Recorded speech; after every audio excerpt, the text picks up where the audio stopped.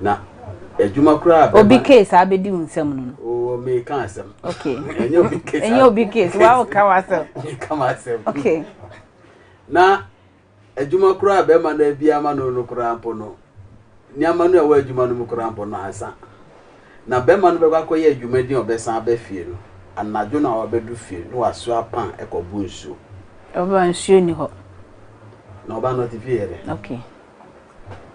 na said ye ni say wow enti ememme bi ye because to extend kura sem kura bi ye kura to extend kura say be ma no efa no kura ojiska o charge no ohun sa o ba enti na potem na na ngrofo ga say akoy jama na dwen ye enye na oban be ma na dwen ye e bia na oban de na afa be wow because e go din komo wow so no obi anya asem a o say we dey papa on kama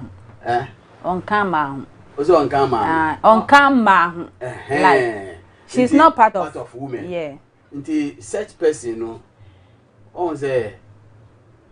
en found e be ma no be ya ma no bia no enso neni nti ma bebre wo ho a ni e be ma ye mom e wo kokuo mu no enso mani obi pese ese be ma no ba betwam mani pain na ho so no se be ma na eto nti e be ma no betimi ato bibia dia abre oba no ana ye mmema sede oh ni na ka awade no ho so what I said ni na ka awade no enye bibia na bia oba no betimi akokrom akoto okay nti wo be ma na wo kokrom no bia ho bibi na se ye wo fa ti to de bre o yele so what I said but obi wo ha obe ye we ni na ama no ebedu baby no bia wega jo se na wo kura pandi kura unto bi mami da pandi kura unto bi mami mi wari wo mi pandi kura unto but the way fi se enye kura de bia yiska de tutego so enye kura no otimi tonto mama no eba no kopa enye kura no efio light bill water bill electricity bill samra de be senior ma ni na da wo so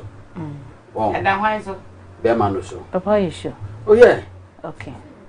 nipa be mema bebere ho they do those things and the be so ho a ma no so e support with samra na bia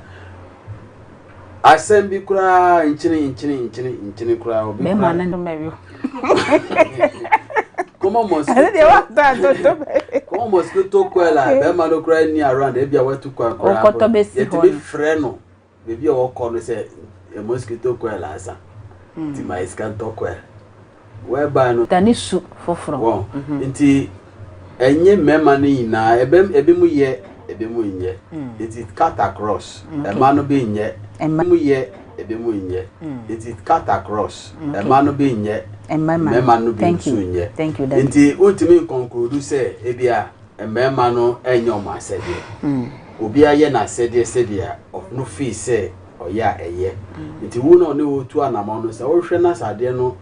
hawa no afre no eni na transi enye bufo kwan so eto de bia o me kira de ba ko wo bema bia mpese oba be mani mani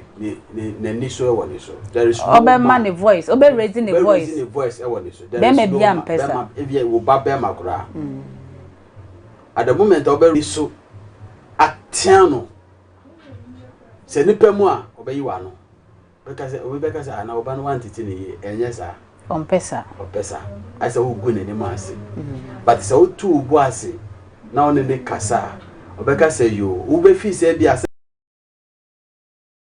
Ma yese bibia nkoka mpapa ya na enje kire. Nti wo ba bibia nsiye. Be man ye ohwe na osiye. Be man ye ohwe na ose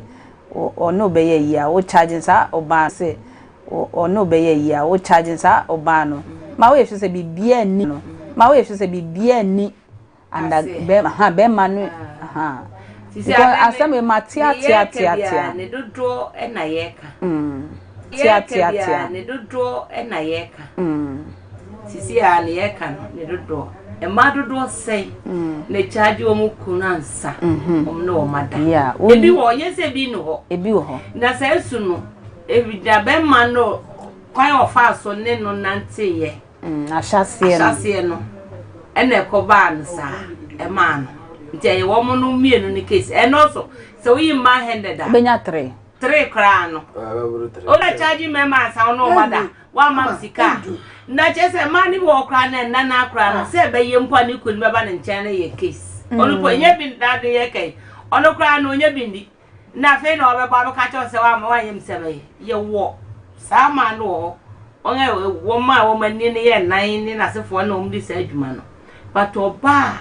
na ni da ho bia so nya me bia ni be so ase be ma no wo chire ni kakra ebia 2-3 days pe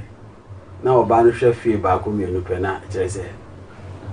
wa mana o de daddy ma me nko Philomena ho na me bra Philomena kwetenge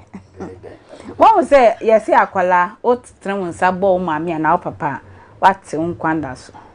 e na yesi be ma so na eyeti Philo yo what na me no kasa be ma so na eyetiri but me te say ma ni bebra ye bu ye kunu nti oba obu kunu wate nkwanda so ana because the man is the head nti e ma na omu bu omu kunu na especially no asotwe bi e wo ho ana anade na be sikra oba nso e be bu ne kunu